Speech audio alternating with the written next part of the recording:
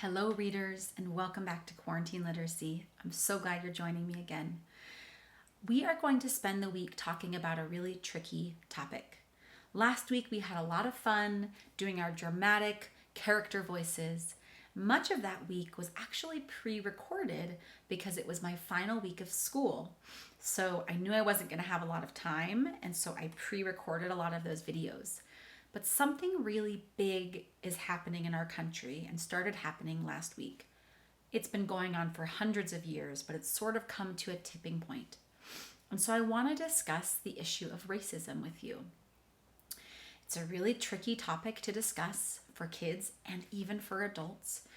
And we don't always know exactly how to talk about it or the right ways to talk about it or what actions that we can take. But we know that the worst thing we can do is to be silent. We know that the worst thing we can do is to take no action. So better to show up imperfectly than to not show up at all. So we're just going to start to talk about what that is, racism. Maybe you've heard that word before. Maybe you've heard it on the news. Maybe you've heard a family member say that word.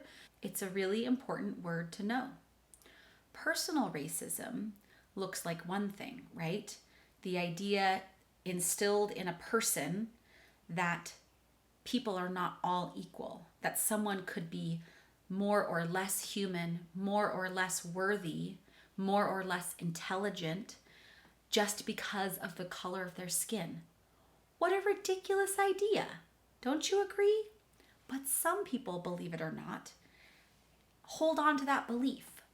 And a lot of people hold on to that belief and don't even know that they're holding on to that belief.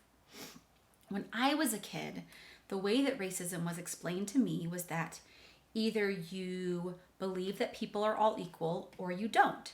Either you're a racist or you're not. It was very cut and dry. It's not so cut and dry, my friends. Racism is a spectrum, and we all fall somewhere on that spectrum in terms of our own beliefs and the way that we approach the world and the way that we benefit from the way that the world is structured.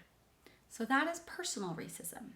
There's also a much bigger and very insidious type of racism in this country, in America, and that's called systemic racism. And that is some racist beliefs about what people deserve that actually comes out through laws and beliefs. So for example, equal access to education, equal access to health care, safety amongst police officers, access to housing. There are lots of ways in which systemic racism, the laws and the beliefs that our country is built on, exist. And we don't want to sit around and do nothing about that, right?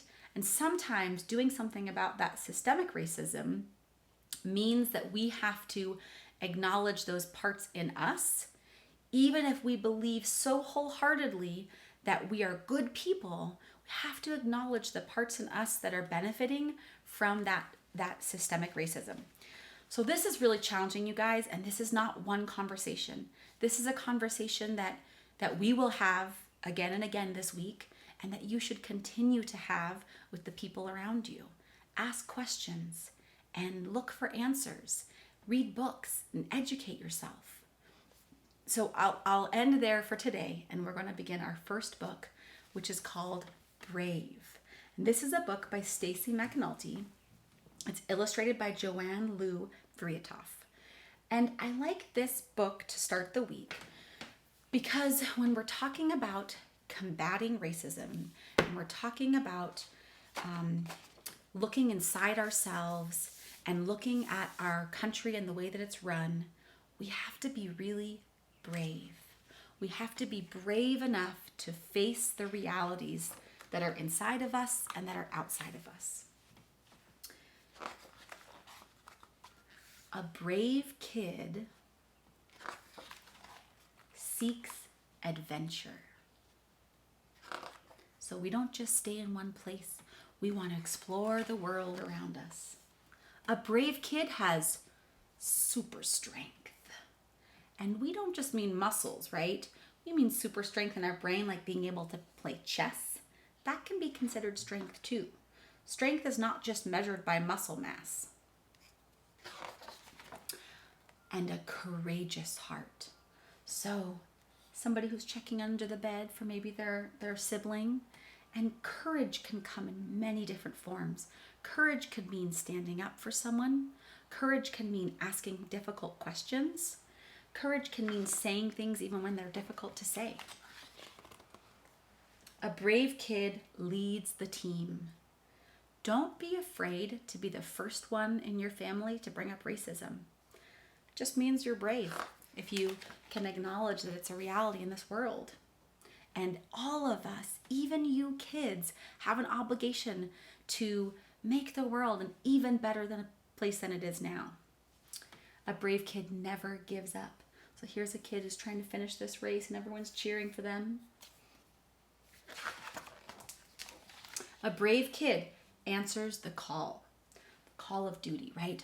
I'm going to help those around me. I'm going to be an advocate. I'm going to be an ally. And fights the toughest battles. Whether it's you sick in bed, or a friend sick in bed, or the sickness of our country. A brave kid speaks for truth. So this is a kid who's done something in the garden, messed something up, and is telling, an adult like, oops, I made a mistake. And let me tell you, in the fight against injustice, we will make mistakes. I have made plenty of them. And the hard thing to do is to not be too fragile, but to acknowledge we've made a mistake and to try to learn from them. And stands for justice. And I know that you all stand for justice because you want to see the world become even better than it is right now. And look at that. Here's a kid standing up against someone who's bullying another kid. A brave kid gets back up. There will be hurdles. You will fall down, but you gotta get back up and persevere. And stays calm when others are afraid. There are many times in life when you're gonna feel fearful, and we talked about how courage and bravery means overcoming that fear. It doesn't mean pretending it's not there. It just means overcoming it and doing it anyways. Brave kids can save the world. I truly believe that. That's why I do this. That's why I'm here. That's why I'm reading to you. That's why I'm a teacher. I believe that brave kids can save the world. The environment, right? The social environment, the geographic environment. You can save the world just by being brave. And there's a kid who was feeling really nervous about getting on stage, but they did it. So I hope you enjoyed our conversation and our book today. We will have many more discussions and many more wonderful books that talk about this idea and this issue of racism.